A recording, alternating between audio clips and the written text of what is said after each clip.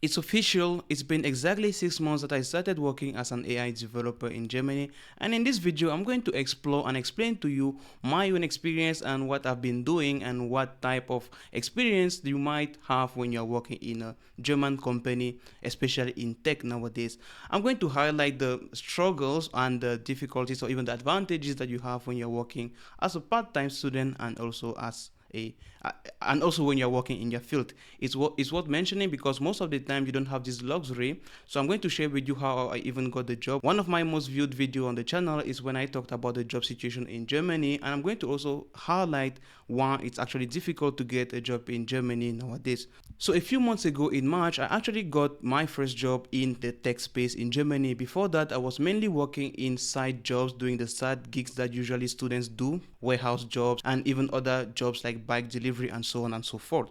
But I started working as an AI developer in a startup company. It's worth mentioning startup because working in a corporate environment is quite different from working in a startup company for a bunch of reasons that I'm going to get into. Apart from the hurdles and hardship that startups usually have, I will say that working in tech is actually quite fun in Germany, and I'm going to explain why in a second. First of all, let me address the elephant in the room. A lot of people have issues finding a job in Germany nowadays, and it is quite understandable given that the economy is in a very tricky position right now.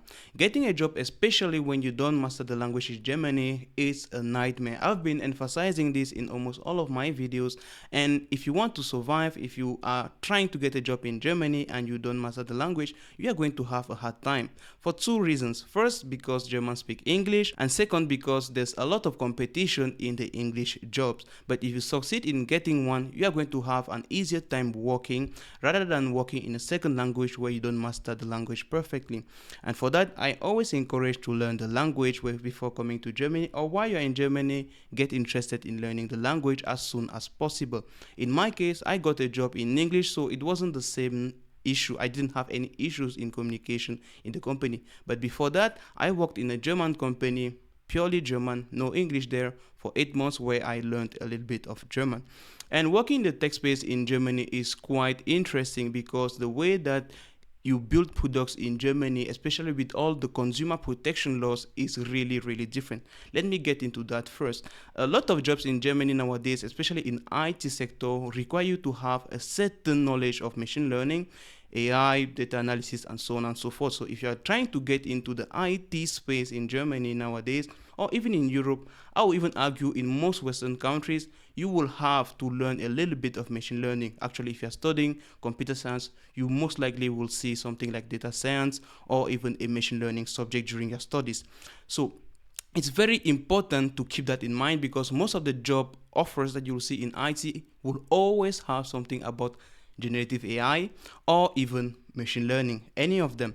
That's because, as you guys know already, there's a shift where most companies want to automate a lot of their business processes, or they even want to start selling AI products. My company, for example, is a startup company that builds AI products for government agencies.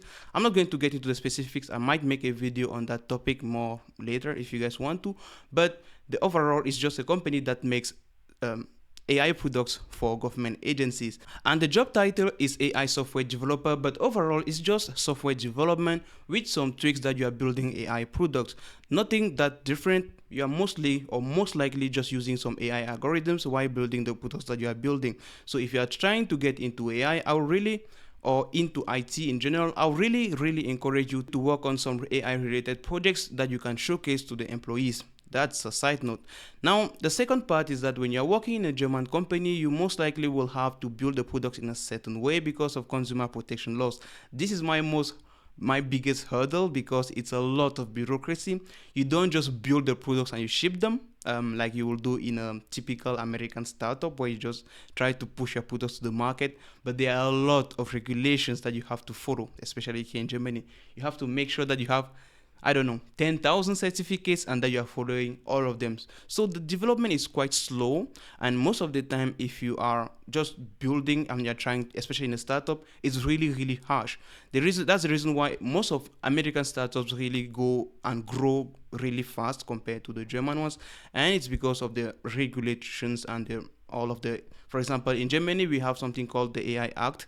I'm going on a ramble here, but just bear with me in a second. We have something called the AI Act, which is an act that is supposed to protect users from the companies that build AI products. And this act is making Europe fall behind in a lot of the AI market space. So, for example, you will have products like OpenAI in America, Cloud, Anthropic, for example, and then in China you have a lot of open source models like Van, DeepSeek, and a lot of those models. But in Europe, you mostly only have Mistral, which is the largest AI models. I know I'm going off topic here, but bear with me for a second.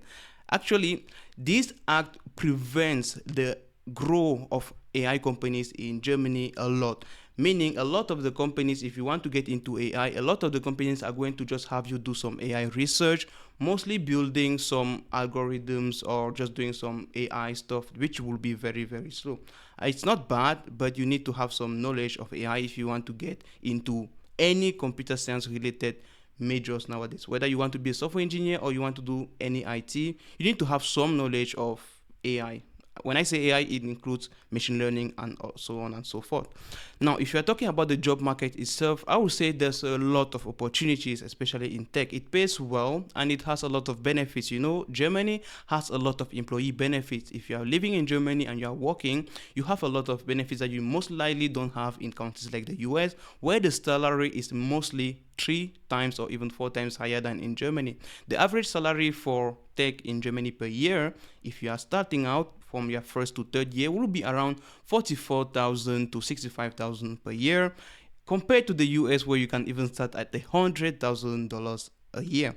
This is what mentioning, but in Germany, what you get from that pay gap is the advantage of the social system. For example, in Germany, if you get sick, you don't have to pay for healthcare, most likely not. Most of the time, your health insurance will cover everything, compared to the US where if you get sick, you're just going to die basically. So that's one of the comparison. There's also a lot of other advantages that you have being an employee in Germany that will compensate the pay gap, but most people don't think it's worth it, and that's why they move to the US or they move to Switzerland where the pay is a little bit higher. That being said, the market is actually saturated. There's a lot of AI jobs or software development jobs nowadays in Germany, especially when it comes to AI related fields, because it's a boat that everyone wants to jump in. For example, in the EU right now, there's a lot of sponsorship to companies that want to integrate AI in their businesses or even in their own products. So you get a lot of funding from the EU or from your country or from your state in the Schengen area now in order to integrate AI. And this is because the EU is trying to fill in the gap that they have been falling behind on in the AI race. And for that, they have to really sponsor the companies that are trying to jump on the market. And that means that there's a lot of jobs in the AI market or in the computer science market, if you want to call it that, and you can actually capitalize on that. So if you want to jump in the AI race, if you want to jump in the IT world now, you most likely want to jump in the AI part of it, because most of the jobs will have something like machine learning, generative AI, or whatever machine related data analysis stuff. This is very important for me to mention because I get a lot of these questions like what is the best field to get into to study in Germany. I would say there's always a job in there. There's no job deficiency in Germany right now, and AI is not replacing you anytime soon. At least not in the EU. Europe is very consumer oriented, so you won't have AI do the same type of layoff that they are doing in the United States. In Europe, you still have a lot of regulations that will keep AI in check in Germany and the other countries around it. Now, let me address another topic that a lot of people like to ask questions about when it comes to working in Germany or in a German company. What is the German working culture? I would say one of the things that you will hear, whether you are doing an internship or you are getting some training on how to work on intercultural training on how to work in a German company, one thing you will know is that Germans are very strict on the hours that they have to work. For example, in Germany, if the working time is from 9 a.m. to 5 p.m., people will leave the office at 5 p.m. No later, there's no overtime, there's no overclocking, there's no early working, and so on. People respect the time that is allocated to them. This is good for the employees and for the startup founders or the entrepreneurs. it's not that good, and it's not like in the US where you have to work the whole day. There are a lot of laws and rules that prevent you from working more hours than you're supposed to, or to overwork yourself. There are also a lot of rules to protect you from your employee or from your employer to abuse you. For example, as a student, you guys already know the 20-hour per week rule, which you have to follow when you're working as a part-time student. In the same time, if you're working full-time during the semester break, you can work up to 40 hours per week, and your employee will actually pay your insurance. He will pay some of your pension insurance, which is another insurance that you pay for your rent to registry. I'm not going to get too much deep into that, but there are a lot of advantages that you have. You also have a certain amount of days per year that you can take paid vacation on. You also have the right to sick leave that you can take if you feel bad or if you feel sick, and you can always file it with your health insurance that will either pay you, or your employer will still pay you if you don't show up that day. And I will tell you, Germans really respect this. From my experience, which I haven't even taken a vacation day yet, and most of my German colleagues have taken all of their vacation days for the year because this was summer. And it's actually, you have to take them per the law of the country. So most of the time, I decided I wanted to accumulate mine for next year. You know how it goes, because I wanted to travel back home. And my employee said it's going to cause an issue. I know in some companies you can do that, but he said it's going to cause an issue if I don't take them. So we might just get into a personal agreement. I'm mentioning this because it's part of the German working culture that you most likely have to encounter. Also, they have when you work more than 6 hours a day, you must take a 30 minutes break. It's a federal law, and every employee must follow it. It's 30 minutes, and it's called Mahlzeit, and the Germans like Ruhe Mahlzeit. So when a German is taking his break, you shouldn't disturb him. Or it's not like when you're taking a break and you are talking to each other, you are having like this whole discussions. Everyone just takes their meal and they will go on their corner and eat. Maybe in a startup like mine, where we have a lot of internationals, it's a little bit different.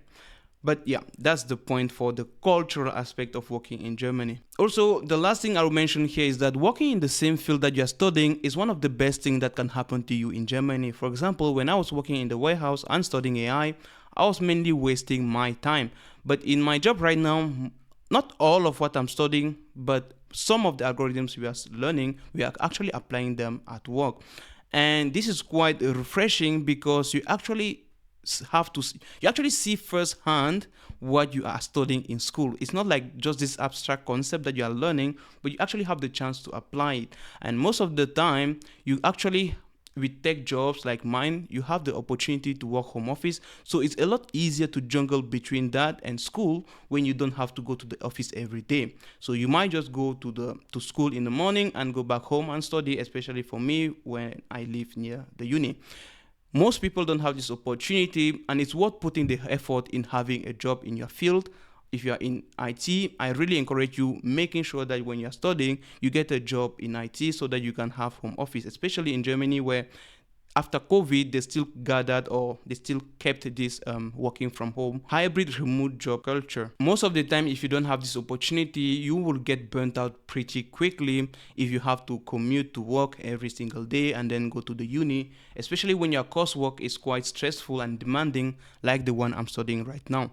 So it's worth really putting the effort, either by building projects on your GitHub, which employees really like, and the most important thing, learning the language. If you learn the language, you can speak a little bit of German, even if you don't know how to read it like me. My German is more speaking than it is reading or writing, because I mostly learn German by speaking with others.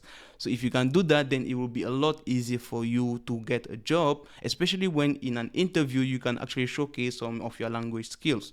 It's way easier than not knowing any German at all. I know a lot of friends, like I mentioned in some of my other videos, which you can watch here by the way, who have troubles finding an internship, because an internship in Germany is your first step, or if you don't have the opportunity to get a German job, it is your first entry into the German corporate or working culture.